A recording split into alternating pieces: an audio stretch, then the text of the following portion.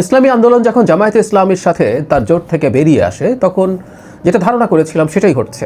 ইসলামী আন্দোলন জামাতের বেশ ক্ষতি করতে পারবে।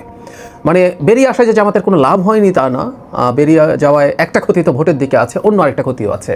লাভের কথা যেটা বলেছিলাম যে তুলনামূলকভাবে অন্তত রেটরিকের দিক থেকে ইসলামী আন্দোলন বাংলাদেশ জামাতের চাইতে অনেক বেশি কট্টর বা অনেক বেশি রক্ষণশীল ইসলামের ব্যাপারে এই পারসেপশন আছে। সেটা দেশের ডোমেস্টিক কিছু মানুষের মধ্যে তো সমস্যা তৈরি করতোই, বরং এটা সম্ভাবনা ছিল যে আন্তর্জাতিক সম্প্রদায়ের মধ্যেও অনেক বেশি প্রশ্ন তৈরি করবে। আমরা কিছুদিন আগে একটা ভিডিওতে দেখেছি জনাব তাহের ঠিক একই কথা বলছেন, যে আমেরিকানদেরকে রেফার করে যে আমেরিকা বলছে আন্দোলনের কথা, তারা তো অনেক বেশি কট্টর, অনেক বেশি রক্ষণশীল। তখন তিনি বলেছিলেন যে তারা তাদেরকে নাকি ঠিকঠাক করে আনবেন।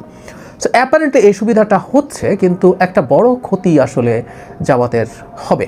ভোটের পার্সেন্টেজ যেটা আছে, আমি তো মনে করছিলাম সব ইসলামী ভোট যদি একই ব্যালটে যায়, একই বক্সে যায়, তাহলে এই সম্ভাবনা আছে যে সিনার্জিজম হবে 2 and 2 may make 5 or 6, যতটুকু হওয়ার কথা ছিল বেশি হয়ে যাওয়ার ব্যাপার।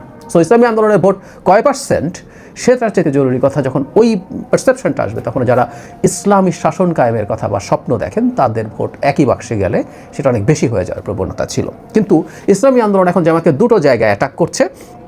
একটা হচ্ছে শরিয়া কায়েম বা ইসলামী শাসন কায়েম তো আছেই, আমেরিকা নিয়োগ করছেন। ইসলামী আন্দোলনের যিনি আমির সৈয়দ মোহাম্মদ রেজাউল করিম, তিনি বলছেন তাদের মুখে একটা কাজে আরেকটা, মানে ওই মোনাফেকি, মানে ওনারা মোনাফেকি আসলে বলছেন, মুখে একটা কাজে আরেকটা, ধর্মীয় পরিভাষায় মোনাফেকি, সেই আলাপটা তারা সামনে আনছেন। আমাদের সামনে বলে একটা আর গোপনে গিয়ে বৈঠক করে আমেরিকার দূতাবাসে, মুখে বলে একটা আর গোপনে বৈঠক করে ভারতের সঙ্গে। বৈঠক হতেই পারে, গোপনে কেন? সেই গোপনের মধ্যে ডালমে কুচ কালা হে, এটা এদেশের মানুষ বুঝে গেছে। সুতরাং জামাতকে স্পষ্টভাবেই একটু ভিন্নভাবে আর একটু ইউফেমিস্টিক্যালি তারা মুনাফেক বলছেন। আচ্ছা, তারপর যেটা বলছেন সেটা খুবই, যেটা বলছি শরিয়ার প্রশ্নে বলছেন, আমরা চেয়েছিলাম 5 আগস্ট গণ অভ্যুত্থানের পর দেশটাকে নতুনভাবে বিনির্মাণ করব, সুন্দর এক দেশ তৈরি হবে, ইসলাম শক্তিশালী হবে, মানবতা রক্ষা পাবে। এই আশা নিয়ে আমরা, বিশেষ করে আমি, একটি সমঝোতা তৈরি করেছিলাম, ইসলামের পক্ষে একটি বক্স। তারপর তিনি বলছেন, এক শ্রেণীর ক্ষমতা লোভী ইসলামের বাক্সের পরিবর্তে চাইছে বর্তমানে প্রচলিত আইনে দেশ চালাতে। তারা বলেছে ইনসাফ ভিত্তিক রাষ্ট্র কায়েম করবে। প্রচলিত নিয়মে 54 বছর দেশ চালানোর পর ইনসাফ ভিত্তিক রাষ্ট্র বাস্তবায়ন করা হয়েছে। এই নিয়ম আবার নতুন করে কিভাবে, এই নিয়মে আবার নতুন করে কিভাবে ইনসাফ ভিত্তিক রাষ্ট্র কায়েম করা যায়, এটা সম্পূর্ণ একটি ধোঁকা, সম্পূর্ণ একটি ধোঁকা, মুনাফিকি।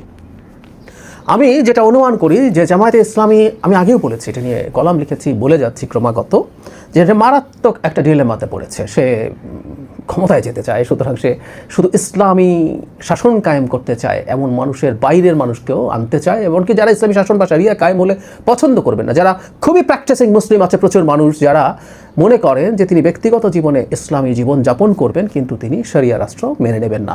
ইসলামী জীবন যাপন করলে শরিয়া রাষ্ট্র মেনে নিতে হবে কিনা, সেটা ফরজ কিনা, সেসব নানান আলোচনা আছে। আমি আলোচনায় বলছি না, আমি ভোটের মানুষের পারসেপশনের কথা বলছি, ভোটারদের পারসেপশনের কথা বলছি।